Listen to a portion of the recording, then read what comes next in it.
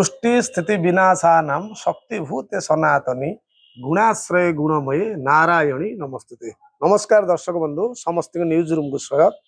दर्शक बंधु आम जाना मो सब उपस्थित जड़े वरिष्ठ वक्ता प्रवक्ता अच्छा पुरी जिलार पचारि बुझा ये जो विजया दशमी कौन विजया दशमी महत्व कौन ए बाबद शास्त्र कौन कहुई कौन पे समग्र हिंदू समान यही दिन को अति धूमधाम आडंबर पूर्ण भाव में पालन करते सीधा सड़क आम नवा मो सह अच्छा उपस्थित अच्छा पंडित सर्वेश्वर मिश्र नमस्कार। नमस्कार। कौन कहे जो विजया दशमी शास्त्र कौन वर्णित कराई विजया दशमी जा देवी सर्वभूतेषु शक्ति रूपेण संस्थिता नमोस्तस्यै नमस्तस्यै नमस्तस्यै नमो नमः।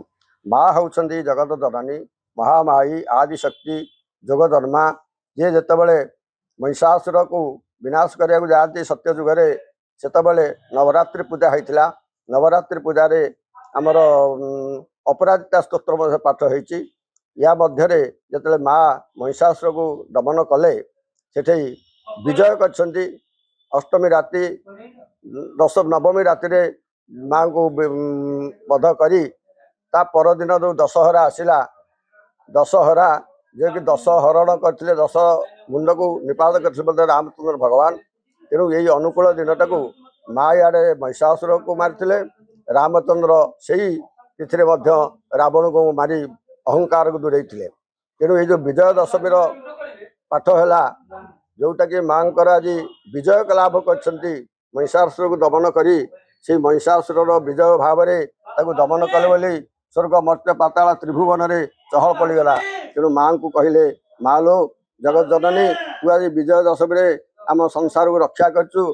तेणु तोते आज आम पूजा करूँ पूजा अभ्यर्थना करी अपराजिता पाठ करी स्तोत्र पाठ करी माँ को सेवा करती। एवं हिंदू समाज रे ये पारंपरिक नीति दशहरा हूँ एक पारंपरिक नीति सारा भारत में माँ को 10 दिन पर्यटन पूजा हुए। ये दशहरा पूजा आउ जिते कौलिक वृत्ति वाला अच्छा सब सरंजाम से पूजा करती। धर विद्यार्थी कलम पुस्तक पूजा करे पंडित बही पूजा करे पाठ करे अनुकूल करती। तेणु अनुकूल दिन बोली आम कहवा घरे घरे पिठा पड़ा कर माँ को पूजा अभ्यर्थना करता। तेणु यही माँ महिमा मही माँ आज दशहरा रे आविर्भाव होती। जुगे जुगे आमर एमती ये ही रहिबो ये विनाश हेब नाही। तेणु माँ आज शक्तिमयी शक्ति जननी आज समस्त संसार को मंगल रखंतु। एवं जे प्रकार रामचंद्र मध्य ये अहंकार रावण को विनाश करी अहंकार को दूरीभूत करथिले। किंतु आमे देखिबा भाई माने आमे सजाग हो जावा जे गोटे अहंकारी रावण सीना मरागला ये कोटि कोटि अहंकारी रावण अच्छी घर मध्य आम से अहंकार हृदय को जदि हृदय अहंकार को दूरभूत करदे तेज आम अहंकार को रावण को मारे बोली कहवा। रावण थिला एक पंडित विश्रवा नंदन आउ पौरस्त नाती ब्रह्मांकर नाती से जन पंडित सी श्रेष्ठ सेवा भक्त से आमर शिव तांडव रचना करते। तेणु रावण किसी खराब नथिले किंतु अहंकार भाव जो से विनाश होती।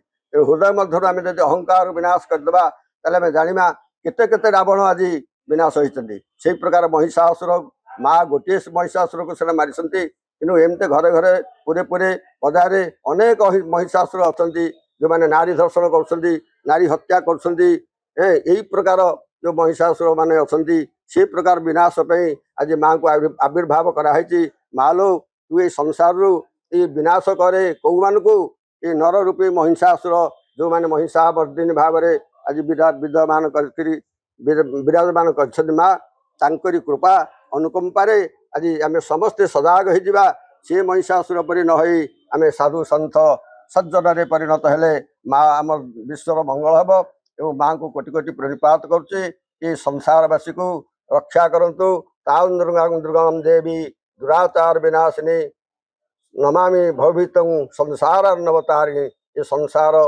जो नौका मध्य आम पड़चु महासागर पड़चु आमको विनाश करने एवं उद्धार करने माँ को आम समस्त भक्त मंडली कोटि कोटि प्रणिपात करूँ। जय माँ दुर्गे जय माँ दुर्गे जय माँ दुर्गे। निश्चित भाव में आम देखुले पंडित आम अति सुंदर भाव बुझे आम दुईटी कथा बुझिले जे विजया दशमी पालन होता है। गोटे है रामचंद्र विजय लाभ कर जिते अयोध्या को फेरुले सी गोटे विजया दशमी पालन कराए महिषासुर को माँ ଦମନ କରିଥିଲେ ଆଜି ମାରିଥିଲେ ସଂହାର କରିଥିଲେ ସେଥିପାଇଁ ମଧ୍ୟ ବିଜୟା ଦଶମୀ ପାଳନ କରାଯାଏ। ତେଣୁ ଘରେ ଘରେ ପ୍ରତ୍ୟେକ ହିନ୍ଦୁ ଲୋକଙ୍କ ଘରେ ଆଜି କୌଣସି ନା କୌଣସି ଘରେ ସମସ୍ତଙ୍କ ପାଖରେ ଦୀପଟିଏ ହଉ ଭୋଗଟିଏ ହଉ ଫୁଲଟିଏ ହଉ କଳସୀଟିଏ ହଉ ସମସ୍ତଙ୍କ ଘରେ ପୂଜା ପାଉଛନ୍ତି।